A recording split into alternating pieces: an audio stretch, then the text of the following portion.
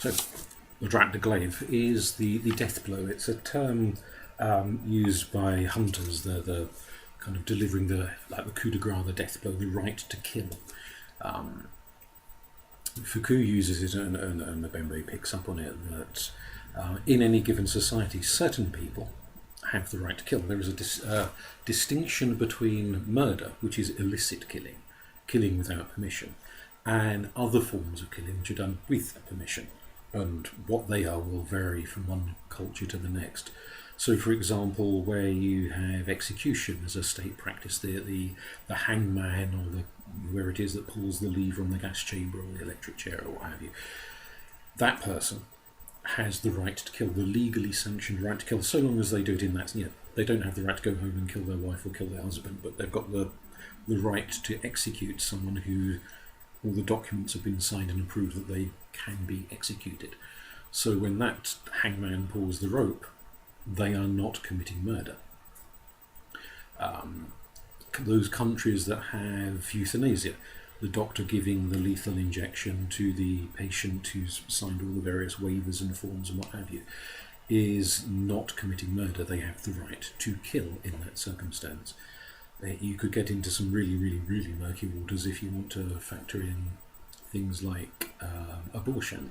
Is it killing? Is it not killing? Well, that depends on your religious outlook and various other factors. But certain doctors have the right to end life. The hangman has a right to end life. A soldier going into warfare against the enemy has a right to end the life of combatants. But these days, of course, with all of the Geneva Conventions and what have you, they don't have the right to end the lives of non-combatants, of civilians. And so you've got the concept that certain forms of one soldier killing another soldier is acceptable, but a soldier massacring a bunch of civilians is a war crime and is unacceptable.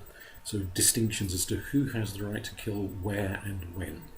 So no one as such has the right to kill anyone they feel like whenever they feel like. That right is only ever exercised under certain restricted parameters. Those horrendous regimes that have state-sanctioned torture give the torturer the right to carry out their horrible activities, which may often perhaps result in the death of the person being tortured. But the torturer will not be put on trial for murder if they kill off the individual that they are wiring up to electrodes or whatever vile thing that they're doing to them. Mbembe has this idea that, again, this is a form of necro-power. The power to kill, the power to end a life, to decide whose life is to be ended.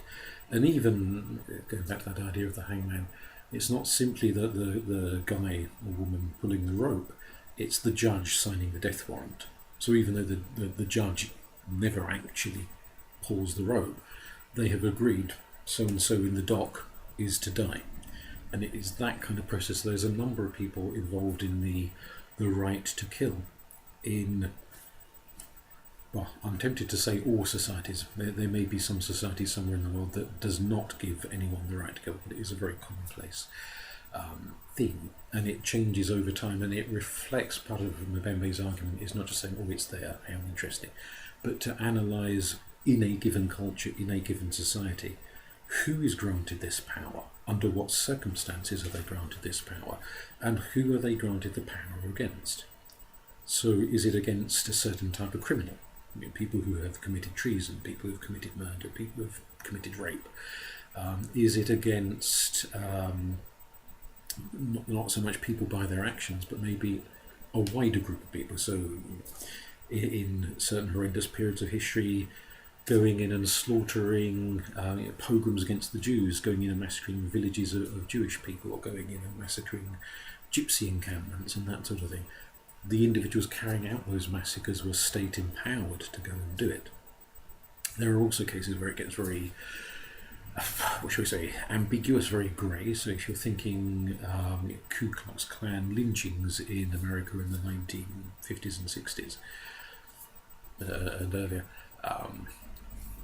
the American government per se never sanctioned that, but some of the individuals involved in carrying out the lynchings and so forth were not only members of the Ku Klux Klan, but sometimes turned out to be local government officials who under the disguise of their hood, were kind of sanctioning. So is it state sanctioned? Is it not when it comes to local government officials, even if the national government isn't sanctioning it? There is this sort of blurring area where sometimes it's difficult to work out exactly who is sanctioning what, who's turning a blind eye, and the sheriff looks in the opposite direction and doesn't investigate certain deaths.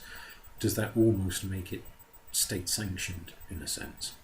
And it becomes a confusing arena on that one.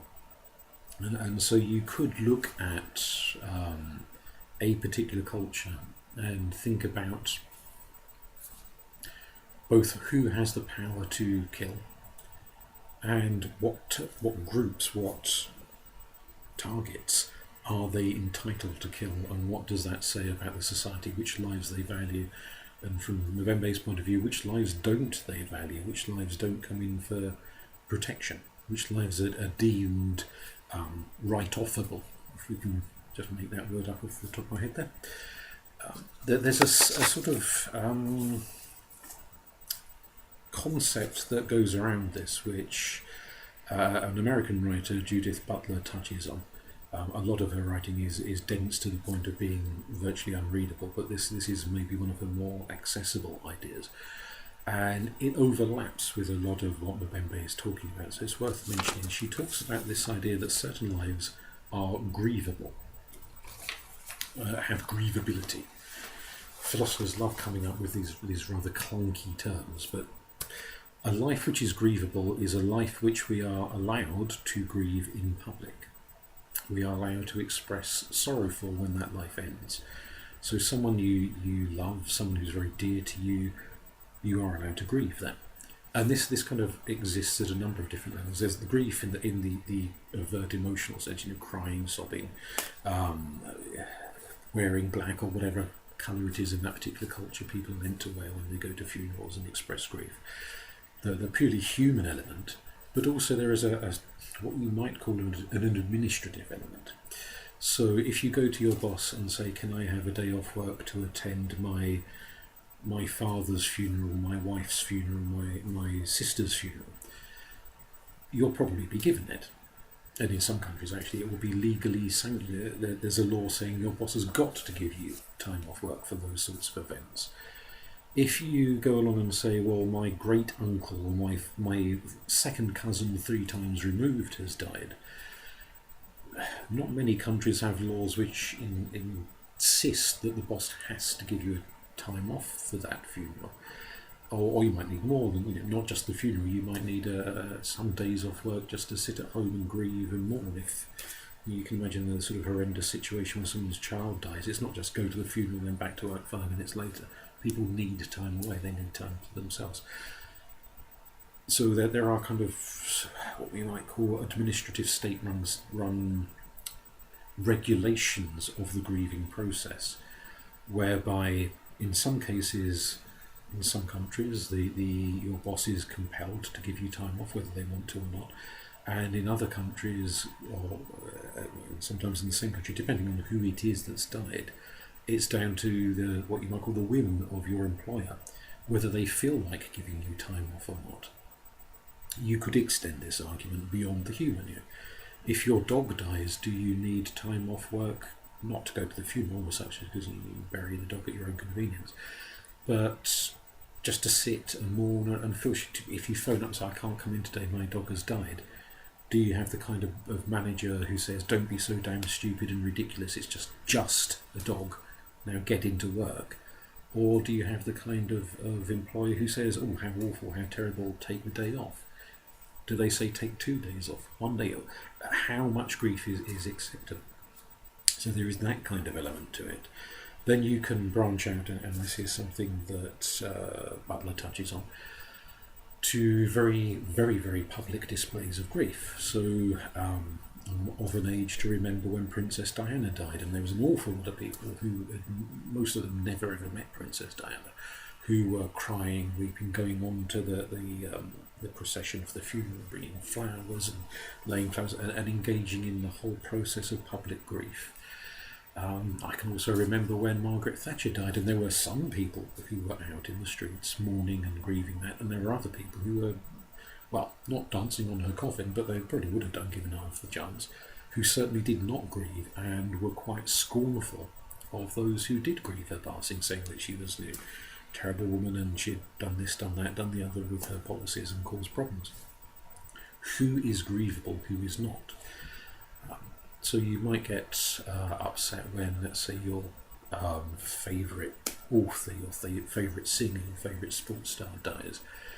But what about those characters whose names are heavily besmirched? So Jimmy Savile.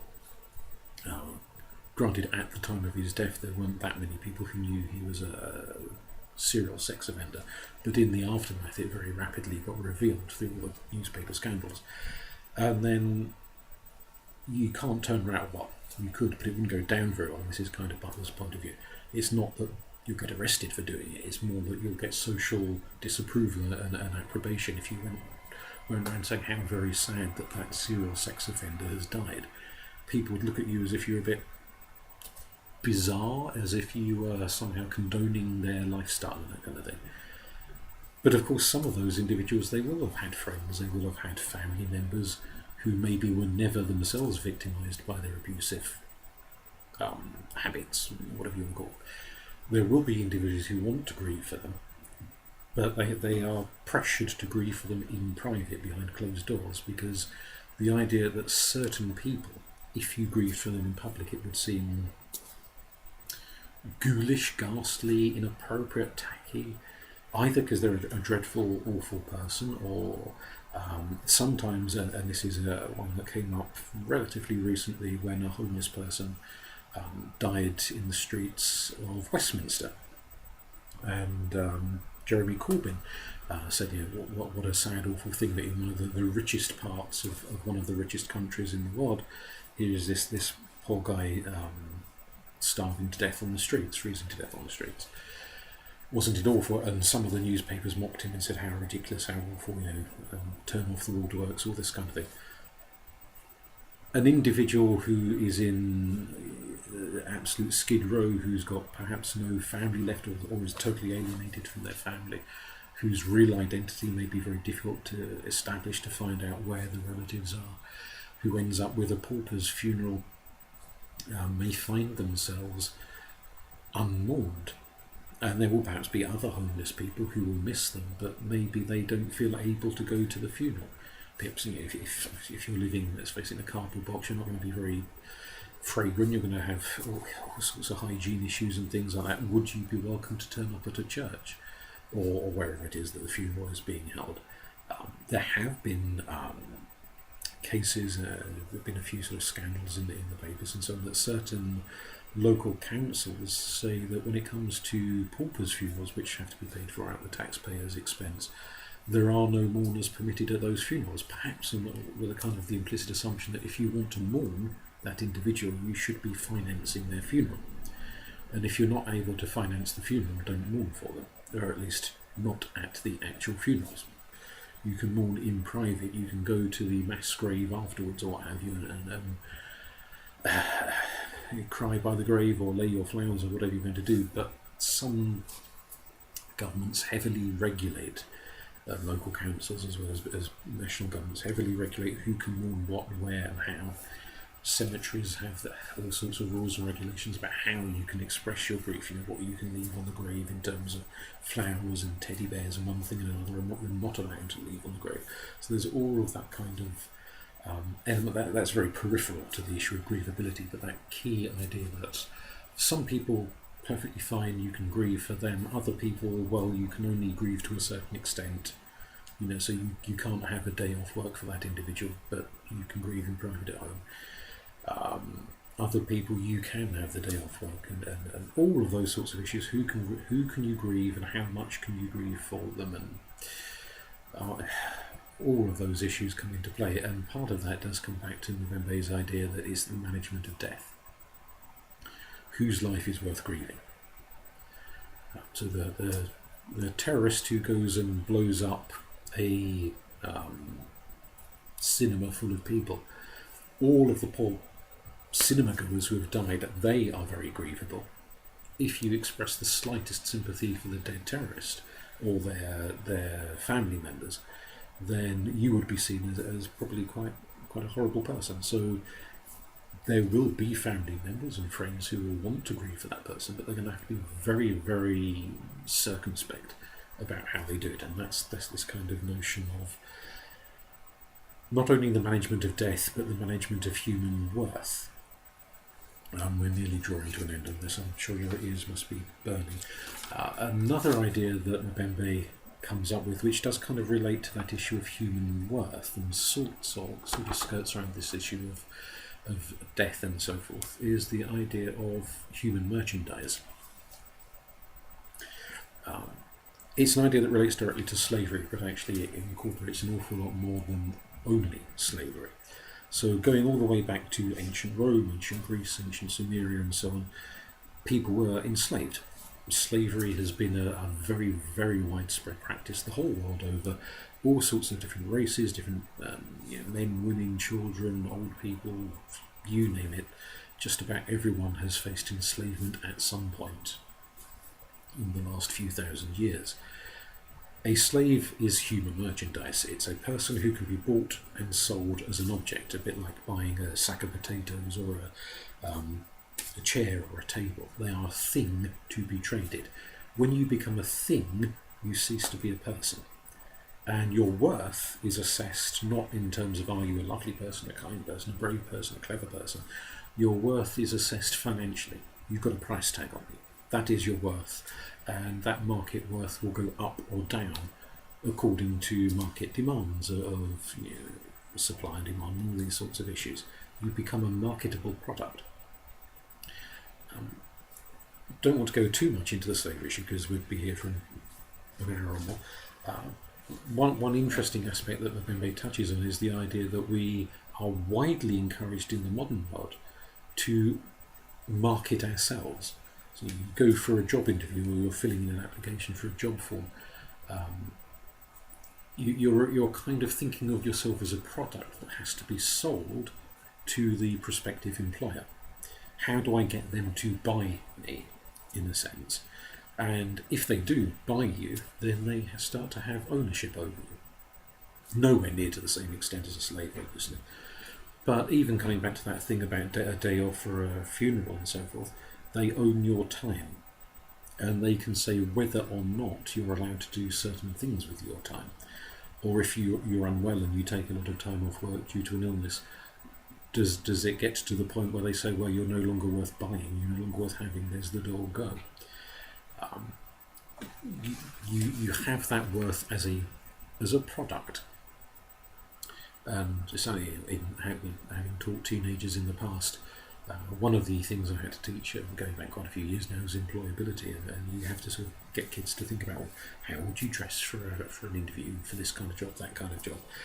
How would you present yourself? How would you answer the questions and so forth? Which is all useful stuff. But an aspect of it is that kind of marketing.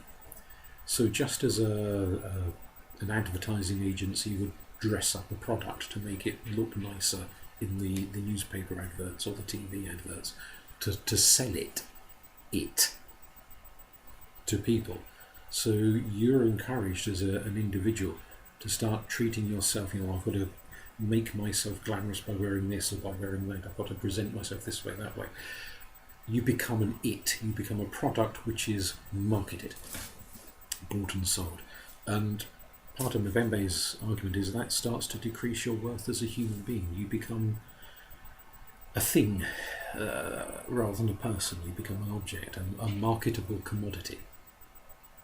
And certainly governments, especially again if we're moving away from very small tribal societies to much bigger scale societies, when there's so many people, thousands if not millions of people, that most of them you will never ever meet. If you're the king, the prime minister, the president, whatever you may be, you will never meet the vast majority of people in your society. They cease to be people, they become numbers, statistics, figures to be moved around on graphs and tables. They become, if you like, after a while, commodities, bought, sold, traded, engaged with. And that starts to devalue the individual, which then, just as if, I suppose, you've got a car and at some point it's no longer worth having, you might sell it off, you might take it to the scrapyard and get it destroyed.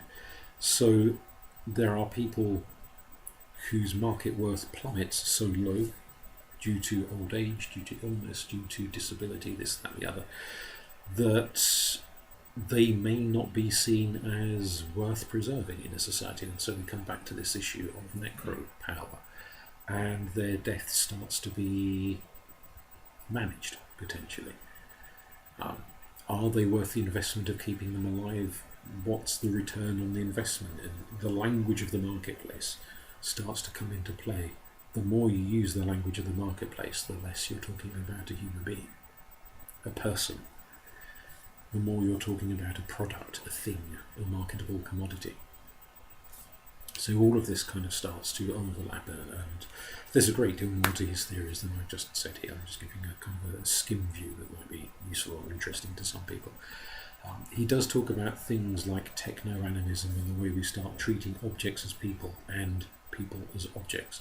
So it's kind of two sides to the same coin, where we almost put more personality and value into, let's say, a laptop or an iPod or an iPad than we do into a human being.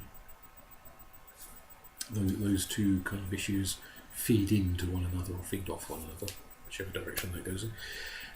But I think I've waffled on more than enough, so we'll draw that to a close here. And then if anyone's got angles they want to take, or questions to ask, maybe that could lead to some future podcast, or if it's one of the students, it's something we can pick up on in class, perhaps.